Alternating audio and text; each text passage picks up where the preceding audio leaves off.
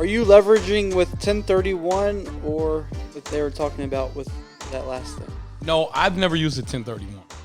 A lot of people do 1031s. Man, I mean, the way we do it with the BRRRR method, you get hidden tax incentives because you're able to take a lot of the stuff that you're putting in and you're able to expense it. So you're coming in with a lot more. If you just buy a typical building, you can't say, well, I put in all new carpet, I want to expense that year one. I'm doing all new paint, I want to expense that year one.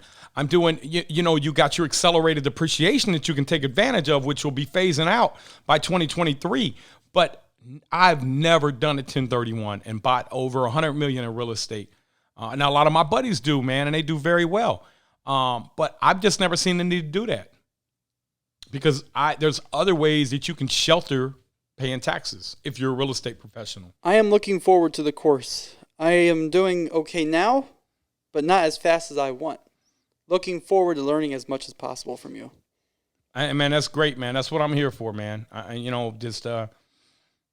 can't wait, 3 or 4 years from now, even 2 years from now, the people that come up to say, man, I was able to change my kid's life. I was able to go out and, the dream wedding I thought I'd never be able to afford. I was able to just pay cash for my kid to go to college or, me and my wife, man, we've got an older son, just, helped him get his house, man, helped my nephew get his first house. And just being able to help people. That's what money's really for. I mean, the cars and the nice houses are fine, but it's really, those are just on the surface. Don't really make you happy.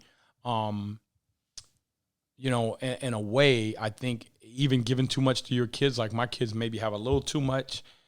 I don't know, man. My son asked me, could he get paid to clean the pool out? I'm like, dude, it's your pool. I mean, you want me to pay you to wipe your butt too? So you get kids, man, that don't have that hustle and desire. But that's, I think, what you want to do is spoil them. But that's really ultimately what you work for. And I ask for you guys, man. I'm giving back freely. I just ask that you guys give back to somebody else freely, man. We make this a better world than what it is right now. And, help level the playing field with the wealthy, with the haves and haves not. Because ultimately, man, I can tell you from being poor and being rich that the only thing that the rich people do with their money different than the poor people is they don't spend it all. They invest. They find ways to make sacrifices to invest, to make more, to make more, to make more, to make more. They don't say, well, I don't have it. They find a way to have it. They don't upgrade to that new house yet. They don't go get that new car yet. They don't go buy, polo shirts, which ain't even expensive, but they'll go buy T-shirts. So you got to be frugal until you get enough passive income where you can live and enjoy life. That's why 88% of millionaires in the United States are self-made. 90% of them made their money in real estate. How do you find these apartment deals? A lot of times it's the apartment deals that I find aren't necessarily hidden. People look at them and they're like, well, that thing loses money. Well, yeah, it's losing money. They're renting the units for $450 a month. Let me come in and clean them up, put 10,000 a unit in them, and I can get 900 a month out of it. So you got to have vision to know what you can do with the property. Or I might find a property on a corner. They say, oh, man, look at that property, man. Man, them people crazy. They want $150,000 for that house there.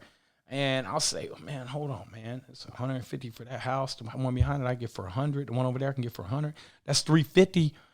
Man, we can knock that down and sell that lot off for $1 million. So it's having the understanding, the keys, the insights on what something can become, and not going in with the mind saying, well, this is what it is, saying, what can I make it? What can it become? Because when you're pushing cash flow, for every dollar that you capture, watch this, $1, let's say you're capturing 95% of that. That's your occupancy. Because see, your costs are already built in when you're doing apartments. Your costs are, if you're charging $800 a month or $1,200 a month, it's going to cost you the same to operate it. So times 0.95, and you're going to divide this. Let's say you sell it off at a 6.5% return. You took that $1 and sold it off for $14,615. $1, which was 95 cents. You sold off for $14,615. I mean, that's how you make a lot of. Wait, I'm sorry. It was $1. Hold on, man. I'm messing this all up. $1. Let's just say $1 divided by a 0.065. I'm screwing that all up. $15.38 is what you were able to sell the $1 off on.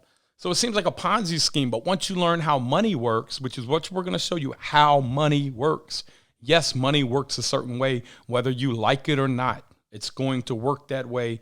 Doesn't matter how you feel about it. So you got to play the game. How or what should I do when I have several investors offering me $5,000, $10,000, $15,000, $20,000 to invest with me? How do I put together a deal with multiple investors? That's very tricky because you have SEC regulations and rules that I actually can tell you what we do, but I can't tell you how to do it. I'm not an attorney. So there's what's called a 506B and a 506C. That's a SEC regulatory form. With that, you have to have a subscription agreement, and you have to, the 506B is raising capital. It's kind of complicated. It's not something I can explain to you, but I can tell you maybe a simpler way to do it, and you might want to get with your attorney. What if you ask these people to partner with you on an LLC, and you guys are all partners, and then you use their cash to buy the property, cash, and then you guys renovate it, fix it up, and then go back to the bank and refinance it. You create a pool of like-minded individuals. You get sweat equity in the deal if you hit certain parameters, because what we tell our investors is, look, man, I'm not getting anything out of a deal until you get your preferred payment, which is a pref, which is, let's say yesterday, I was talking to one of my investors, you get a 6% pref, plus you're going to get ownership in the deal. Until he gets his pref, I'm working for free. Everything I'm doing, my computer is my gas, my time, my cell phones, everything. I ain't making no money. But that's how much I believe in myself, and I know I'm going to knock it out of the park. I have incentive to get it done quick, fast, and in a hurry. So my partner Mike is more showing them type of classes right now. So apartment investing secrets, I will at a later date. But for the BRRRR method, I'm probably not going to. We'll have a class on that, but we're not going to get into syndicating $20 million because that's not where I want you guys to focus right now. I want you to have a core focus right now of getting to these 30 properties over 5 years, because then you will become a millionaire and have $100,000 a year in passive income. So great question. And we will have some stuff in the course about that. But if you want to syndicate big money, go to my partner's class. His website, Apartment Investing Secrets. Sure, you hit the like button, subscribe to our channel, Nate Barger on YouTube, and hit the bell.